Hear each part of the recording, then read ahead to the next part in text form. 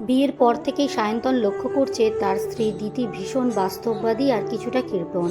দিতি সহজে রিস্কা চড়তে চায় না, রেস্তোরাঁয় খেলে জলের বোতল বাড়ি থেকে নিয়ে যায়, আর সায়ন্তনের বন্ধুর মতন দামি ব্র্যান্ডের পোশাকের দিকে তার কোনো মোহ নেই। সায়ন্তনে মাঝে মধ্যে একটু খটকা লাগতো, কারণ সায়ন্তন নিজে কর্পোরেট চাকরি করে, সংসারে অভাব বলতে কিছু নেই। আজ সায়ন্তনের পদোন্নতি হয়েছে। খুশির খবরে সায়ন্তন দিদিকে বলল, আজ রাতে চলো কোনো 5 স্টার হোটেলে গিয়ে সেলিব্রেট করি। তুমি সুন্দর একটা কাঞ্জিবরণ শাড়ি কেনো আর আমার জন্য একটা দামি স্যুট কিনে দাও। দিদি একটু ভেবে বলল, বাইরে অযথা অত টাকা খরচ করার কি দরকার, তার চেয়ে চলো আজ বিকেলে আমরা বড় ইলেকট্রিক এর শোরুম আর একটা ফার্নিচারের দোকানে যাই, আমার কিছু জিনিস কেনার আছে। সায়ন্তন কিছুটা ক্ষুণ্ণ হলো, ভাবল এত বড় একটা আনন্দের দিনেও দিদি সেই তার হিসেবি স্বভাব ছাড়তে পারল না। বিকেলে তারা প্রথমে গেল একটা বড় হোম অ্যাপ্লিয়েন্সের দোকানে। দিদি সেখানে গিয়ে কোনো আধুনিক ওভেন বা দামি কফি মেকার না কিনে একটা বড় আকারের খুব শক্তিশালী রুম হিটার পছন্দ করল। সায়ন্তন অবাক হয়ে বলল, দিদি এখন তো সবে হালকা গরম পড়তে শুরু করেছে, আর আমাদের বেডরুমে তো অলরেডি সেন্ট্রাল হিটিং আছে, এই হিটারের কি দরকার? দিদি শুধু হেসে বলল, প্রয়োজন আছে গো। এরপর দিদি গেল একটা ফার্নিচারের দোকানে। সেখানে গিয়ে সে কোনো আধুনিক সোফা বা ডাইনিং টেবিল না কিনে খুব সাধারণ কিন্তু নরম গদির একটা আরাম কেয়ারা কিনল। সায়ন্তন এবার বিরক্ত হয়ে বলল, আমাদের ডাইনিং রুমে এত সুন্দর সোফা সেট থাকতে এই ব্যাকডেটেড চেয়ারটা কেন কিনছো? দিদি কোনো উত্তর না দিয়ে বিল মিটিয়ে দিল। সবশেষে দিদি একটা ওষুধের দোকানে গিয়ে একটা দামি এবং আধুনিক ডিজিটাল ব্লাড প্রেশার মেপার মেশিন কিনল। সায়ন্তন এবার হেসেই ফেলল, বলি আমাদের দুজনের কারোরই তো প্রেশারের অসুখ নেই, তবে এটা কেন?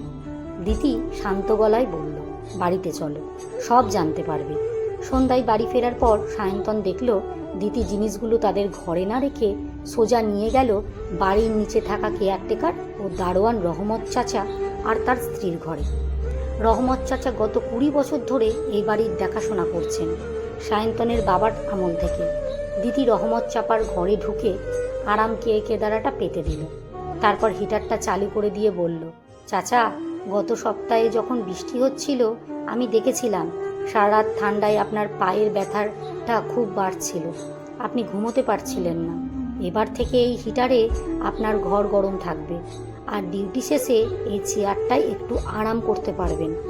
এরপর দিদি প্রেসার মাপার মেশিনটা রহমত চাচার স্ত্রীর হাতে দিয়ে বলল, চাচি আপনার প্রেসার প্রায়ই ওঠানামা করে, অথচ ডাক্তারের কাছে যাওয়ার সময় পান না, এটা দিয়ে এখন থেকে রোজ নিজেই প্রেসার মেপে নিতে পারবেন। রহমত চাচা আর তার স্ত্রীর চোখে জল নিয়ে দিদির মাথায় হাত দিয়ে আশীর্বাদ করলেন। সায়ন্তন দরজার বাইরে দাঁড়িয়ে সব দেখছিল। সে প্রতিদিন রহমত চাচাকে স্যালুট ঠুকতে দেখেছে, কিন্তু লোকটার ভেতরের কষ্টটা কোনোদিন খেয়াল করেনি। উপহার দেওয়া শেষ করে দিদি সায়ন্তনের সামনে এসে তার পকেট থেকে একটা সুন্দর নিজের হাতে বোনা ডায়েরি আর কলম বের করে সায়ন্তনের হাতে দিল। বলল, তোমার নতুন পদের জন্য আমার তরফ থেকে ছোট্ট উপহার। জানি খুব দামি কিছু দিতে পারলাম না। সায়ন্তনের চোখ ততক্ষণে ভিজে উঠেছে। সে দিদির হাত দুটো জড়িয়ে ধরে বলল, আমি তো শুধু নিজের সাফল্য আর বাহ্যিক বিলাসিতা নিয়ে মেতেছিলাম দিদি। তুমি আমাকে আজ মানুষের মতন করে বাঁচতে শেখালে। তুমি শুধু আমার স্ত্রী নও, তুমি এই বাড়ির আসল লক্ষ্মী। আসলে প্রকৃত উৎসব বা আনন্দ মানে শুধু নিজেদের সুখের আয়োজন করা নয়, বরং নিঃস্বার্থ ভালোবাসা ও সহানুভূতির মাধ্যমে চারপাশের মানুষের অভাব ও কষ্টকে দূর করে তাদের মুখে হাসি ফোটানোই হলো জীবনের শ্রেষ্ঠ উদযাপন। লেখা সুষমা বাগ প্রধান, পাঠে অঞ্জু বিশ্বাস। ভিডিওটি ভালো লাগলে একটা লাইক করতে একদম ভুলবেন না যেন।